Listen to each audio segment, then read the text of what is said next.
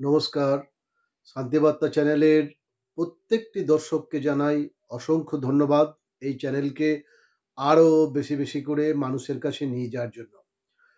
আজকে একটি খুবই গুরুত্বপূর্ণ বিষয় আলোচনা করব, সেটা হচ্ছে দেখুন 2016 সালে যে এসএলএসটি পরীক্ষা বা এসএসসির মাধ্যমে শিক্ষক শিক্ষিকা নিয়োগ হয়েছিল আমাদের পশ্চিমবঙ্গের স্কুলগুলোতে, এবং গ্রুপ ডির যে কর্মী নিয়োগ হয়েছিল ডি এবং সি, তো এই যে সামগ্রিক নিয়োগটা, এই নিয়োগ সংক্রান্ত বিষয়ে আজকে দেখা যাচ্ছে কি সুপ্রিম কোর্টের যে কেসটা চলছে সেটা দীর্ঘদিন ধরে শুনানি, বিভিন্ন সময় পাওয়া সত্ত্বেও, তারিখ পাওয়া সত্ত্বেও আবার সেটা অন্য তারিখ হয়ে যাচ্ছিল, তারিখের পর তারিখ, তারিখের পর তারিখ এইভাবে হচ্ছিল।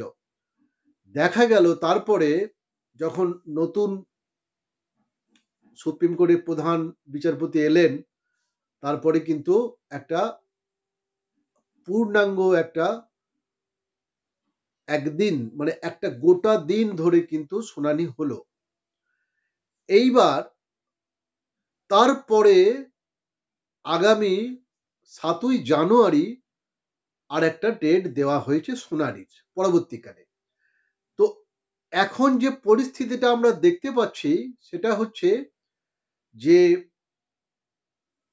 এই যে যারা যোগ্য এবং যারা অযোগ্য, এইটার একদম সম্পূর্ণভাবে পরিষ্কারভাবে সেপারেশন করা সম্ভব কিনা, এই প্রশ্নটা সুপ্রিম কোর্টে কিন্তু উঠে আসছে।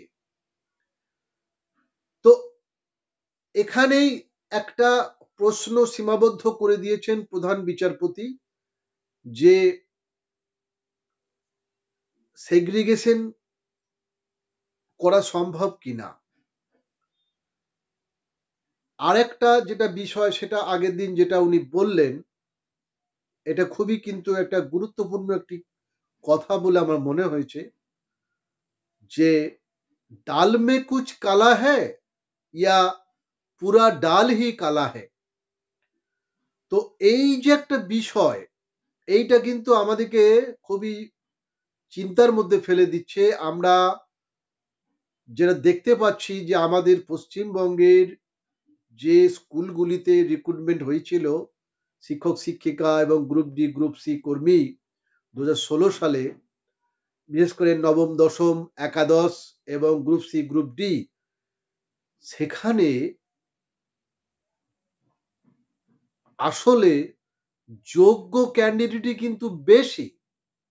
এটা কিন্তু আমরা প্রত্যেকে কিন্তু এটা আমরা স্বীকার করে নিয়েছি, এটা কিন্তু প্রত্যেকটা তরফ কিন্তু স্বীকার করে নিচ্ছে যে 26,500 ক্যান্ডিডেটের মধ্যে সেখানে অন্তত পক্ষে 19,000 মতো ক্যান্ডিডেট যারা কিন্তু প্রকৃতি অর্থেই যোগ্য এবং সৎ পথে তারা নিয়োগ পেয়েছে। তাহলে এইটা যখন আমরা প্রত্যেকেই স্বীকার করে নিচ্ছি, তাহলে এখানে সমস্যাটা কোন জায়গায় তৈরি হচ্ছে।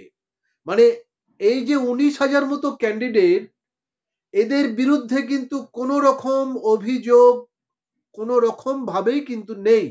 এরা বিগত 5 থেকে 6 বছর প্রায় হয়ে গেল, এরা কিন্তু পূর্ণ সম্মানের সঙ্গে, পূর্ণ যোগ্যতার সঙ্গে স্কুলে সার্ভিস দিয়ে আসছে।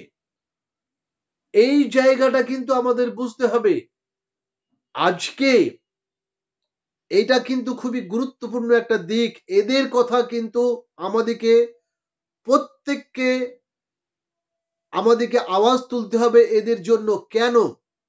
তার কারণ হচ্ছে পশ্চিম বাংলার শিক্ষা দীক্ষা, পশ্চিম বাংলার সংস্কৃতি, পশ্চিম বাংলার সবকিছুকে একটা ছোট করে দেখানোর চেষ্টা হচ্ছে একটা রাজনৈতিক ভাবে।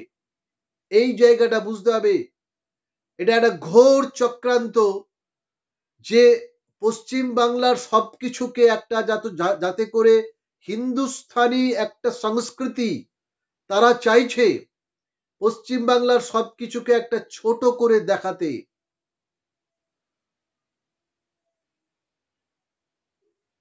অনেক কটা প্রশ্ন ছিল, সেই প্রশ্নগুলো কিন্তু আজকে আর কিন্তু কেউ তুলছে না। ভালো করে বুঝুন, সেটা কিন্তু খুব রাজনৈতিক ভাবেই কিন্তু আর তুলছে না, সতর্কভাবে। আসলে যেটা মূল যেটা অভিযোগ, সেটা কিন্তু আস্তে আস্তে সরে আসছে। মূল অভিযোগ কি ছিল? যে র্যাঙ্ক জাম্পিং হয়েছে, র্যাঙ্ক জাম্প করেছে, সাদা খাতা জমা পড়েছে, তারাও নাকি নিয়োগ পেয়েছে। আর কি, যারা পরীক্ষাই দেয়নি এরকমও বহু ক্যান্ডিডেট নাকি নিয়োগ পেয়েছে। এই অভিযোগগুলো ছিল। অভিযোগ করেছিল কারা? একটা অন্য পক্ষ, সেটা অনেকদিন পর অভিযোগ করেছিল। যাই হোক, কিন্তু বিষয়টা যারা তদন্ত করছিল, সিবিআই, সেই সিবিআই তদন্ত করে যে ওএমআর সিট যেটা জমা দিয়েছে, ওএমআর সিটের কপি দেখা যাচ্ছে হার্ড ডিস্ক, তারা যেটা প্রমাণ হিসেবে দেখাতে চেয়েছে, সেই প্রমাণটা নিয়েই কিন্তু বিভিন্ন প্রশ্ন কিন্তু হয়েছিল, যে প্রমাণটার অথেন্টিসিটি কতটা আছে, আদৌ সেই প্রমাণটা গ্রহণযোগ্য কিনা। কারণ সেই হার্ড ডিস্কটা, যে হার্ড ডিস্কে পাওয়া গিয়েছিল এসএসসির সামগ্রিক ওএমআর সিটগুলির স্ক্যান কপি, সেটা নাইসা নামের একটি সংস্থার একজন প্রাক্তন কর্মচারীর বাড়ি থেকে। এই জায়গাটা বুঝতে হবে। তাহলে সেখানে সার্টিফিকেট, অথেন্টিসিটি সার্টিফিকেটটা, সেটাই কিন্তু প্রশ্নের মুখে। এইটা কিন্তু এখন আর কেউ গুরুত্ব দিচ্ছে না, যে এই যে অথেন্টিসিটি সার্টিফিকেট, এইটা কিন্তু আর কিন্তু কেউ গুরুত্ব দিচ্ছে না। এটা 64B, যেটা এইটা আইনের ভাষায় আছে, কিন্তু এই যে সার্টিফিকেটটা, এটাই তো প্রশ্নের মুখে।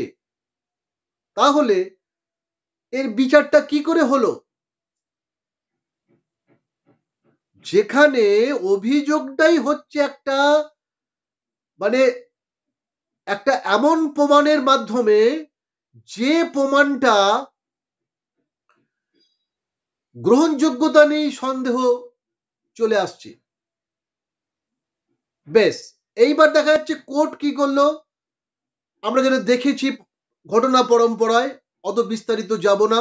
বিভিন্ন পক্ষ বিভিন্ন অভিযোগ করেছে, বিভিন্ন রকম তর্ক বিতর্ক হয়েছে, বহু কিছু হয়েছে, কিন্তু যেটা প্রমাণ হিসেবে দেখানো হয়েছিল, সাদা খাতার কপি, বিভিন্ন ওএমআর সিটের বিভিন্ন রকম দৃষ্টান্ত,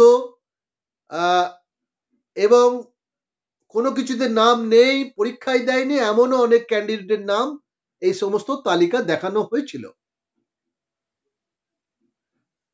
তাহলে সিবিআই এর প্রমাণটা যদি গ্রহণযোগ্য হয়, সেই হার্ড ডিস্কটা, তাহলে সেখানেই তো যোগ্যদের ওএমআর সিটও আছে, তাহলে সেটা কেন গ্রহণযোগ্য হবে না? তাহলে এখানে সেগ্রিগেশন নিয়ে সমস্যাটা কেন দেখা দেবে? আমি যদি অপরাধীদের ধরতে পারি, অপরাধীদের যে ওএমআর সিটগুলো আমরা সেখানে সিবিআই দেখিয়েছে, সেই প্রমাণটা যদি গ্রাহ্য হয় কোর্টে, তাহলে সেখানে সেগ্রিগেশন করতে সমস্যাটা কোথায়? সমস্যা কোথাও নেই। সমস্যা তৈরি করা হচ্ছে ইচ্ছাকৃতভাবে। এটা একটা রাজনৈতিক ভাবে চক্রান্ত করে, যাতে করে সমগ্র প্রক্রিয়াটাকেই ক্যান্সেল করে দেওয়া যায় এবং পশ্চিমবঙ্গের সরকারকে বদনাম করে দেখানো যায় যে ওখানে টোটাল 26,000 ক্যান্ডিডেটের চাকরিটা চলে গেল। সাধারণ মানুষের কাছে সরকারটাকে কালিমালিপ্ত করার চেষ্টা হচ্ছে রাজনৈতিকভাবে। যদি সিবিআই এর প্রমাণটা যদি গ্রহণযোগ্য হয়, তাহলে সেখানেই তো পরিষ্কার হয়ে যাচ্ছে, সিবিআই যে লিস্ট দিয়েছে যে এরা হচ্ছে টেন্টেড ক্যান্ডিডেট, তাহলে টেন্টেড ক্যান্ডিডেট যদি বেরিয়ে যায়, তাহলে নন টেন্টেড ক্যান্ডিডেটরা কি দোষ করলো? কারণ নন টেন্টেড ক্যান্ডিডেটদের তো কোনো রকম অভিযোগ নেই তাদের নামে, তাহলে সিবিআই এর যে ওএমআর সিট গুলো পাওয়া গেছে হার্ড ডিস্কে, সেই ওএমআর সিট গুলো মেলালেই তো পরিষ্কার হয়ে যাবে যে সেখানে 19,000-এর মতো যে যোগ্য প্রার্থী আছে তাদেরও সেখানে ওএমআর কপিগুলো তো আছে। তাহলে এখানে সেগ্রিগেশনের সমস্যাটা কোন জায়গায়? এই জায়গাটা কিন্তু একটা ধোঁয়াশা তৈরি হয়ে যাচ্ছে। এইটাই কিন্তু একটা ভয়ের বিষয়। এইটা কিন্তু আমাদেরকে প্রত্যেককে আলোচনার মাধ্যমে জিনিসটা কিন্তু তুলে ধরতে হবে। সমাজ মাধ্যমে বিভিন্ন প্ল্যাটফর্মে এটা তুলে ধরতে হবে। এই যে অন্যায়টা হতে চলেছে দিনের পর দিন, আজকে এই যে যন্ত্রণার মধ্যে এই যে 19,000 যোগ্য, প্রায় 19,000 যোগ্য ক্যান্ডিডেট, যোগ্য শিক্ষক শিক্ষিকা এবং গ্রুপ ডি গ্রুপ সি কর্মী যোগ্য, তারা কেন যন্ত্রণার মধ্যে থাকবে? এদের যন্ত্রণাটা তুলে ধরুন দয়া করে। একটা রাজনৈতিক ভাবে চক্রান্তের শিকার আমরা প্রায় প্রত্যেকেই হয়ে যাচ্ছি। এটা আমরা দেখছি, মানুষকে এমন ভাবে কনভিন্স করা হচ্ছে যেন এই টোটাল শিক্ষা দপ্তরের যত শিক্ষক নিয়োগ হয়েছে 2016 সালে সবাই বোধহয় দুর্নীতিগ্রস্ত। এই যে কনভিন্স করা হচ্ছে, এটা একটা ঘোর চক্রান্ত। এটা ঠিক নয়।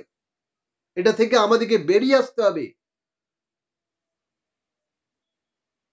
একদিকে প্রমাণটাই একটা প্রশ্নের মুখে ছিল, যাই হোক সেটা সুপ্রিম কোর্ট এখন মেনে নিয়েছে, না ওই প্রমাণটা তারা মেনে নিয়েছে। তাহলে প্রমাণটা যদি মেনে নেওয়া হলো, সিবিআই এর যেটা নাইসার একটা প্রাক্তন কর্মচারীর কাছ থেকে যে হার্ড ডিস্ক উদ্ধার হয়েছে, সেখানে যে ওএমআর কপিগুলো আছে, সেইটা যদি প্রমাণ হিসেবে গ্রহণযোগ্য হিসেবে সেটা মেনে নেওয়া হয়, তাহলে সেখানেই তো সিবিআই সেই কপি অনুযায়ী সিবিআই যে রিপোর্টটা দিয়েছিল যে ক্যান্ডিডেটদের যে যারা টেন্টেড ক্যান্ডিডেট, তাহলে সেই লিস্টটা থেকেই বিচার হোক।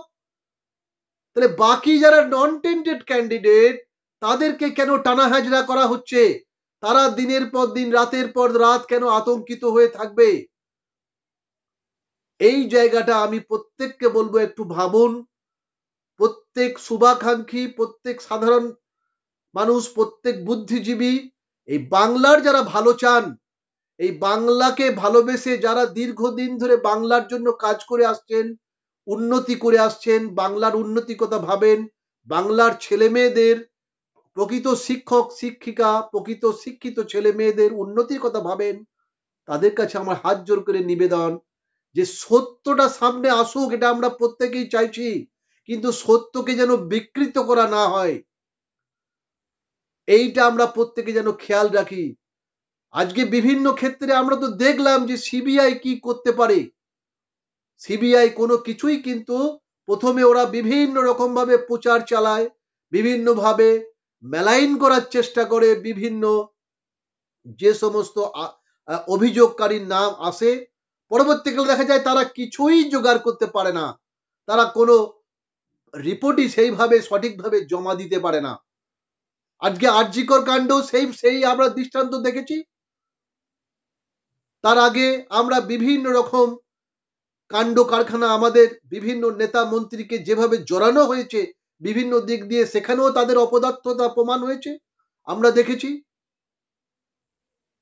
তো এই যে জায়গাটা, এটা বুঝতে হবে যে সত্যকে বিকৃত করে যেন দেখানো না হয়, সত্যের উপযুক্ত ভাবে প্রতিষ্ঠা যেন হয়, যেন কোনো নিরপরাধ শিক্ষক শিক্ষিকা শিক্ষাকর্মী যেন শাস্তি না পায়। কারণ প্রত্যেকেরই সংসার আছে, প্রত্যেকেরই সংসারটা তাদেরকে তাদের সেই রোজগারের টাকায় চলে, সেই সংসারটা যেন নষ্ট না হয়ে যায়। এই জায়গাটা আমাদের শুভবুদ্ধি সম্পন্ন মানুষদিকে অবশ্যই আমি হাত জোর করে অনুরোধ জানাবো, এটা যেন আপনারা ভাববেন, যেন কোনো রাজনৈতিক ভাবে প্রভাবিত হয়ে যেন সত্যকে বিকৃত করে কেউ যেন কথা না বলে।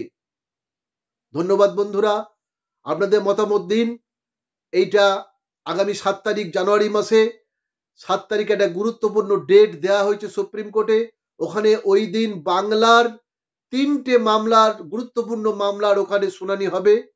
একটা হচ্ছে ডিএ মামলা, একটা হচ্ছে ওবিসি মামলা, আর একটা হচ্ছে 2016 এই যে নিয়োগ কেলেঙ্কারি মামলার।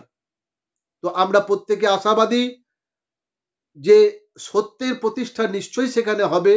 সেটা আমাদের সারা দেশের একটা প্রধান একটা বিচারালয় সুপ্রিম কোর্ট। আশা করি সেখানে আমরা বিফল হব না। আমাদের বাংলার মান সম্মান সেখানে নিশ্চয়ই প্রতিষ্ঠিত হবে এবং যোগ্য শিক্ষক শিক্ষিকা শিক্ষাকর্মীরা নিশ্চয়ই তাদের উপযুক্ত সম্মানের সঙ্গে স্কুলে তারা আবার ফিরে যেতে পারবে, তারা মাথা উঁচু করে থাকতে পারবে, এই আশা রাখবো। আমরা প্রত্যেকে তাকিয়ে আছি আগামী 7 তারিখের জানুয়ারি মাসের 7 তারিখের শুনানির দিকে। ধন্যবাদ বন্ধুরা, প্রত্যেকে ভালো থাকবেন, সুন্দর থাকবেন।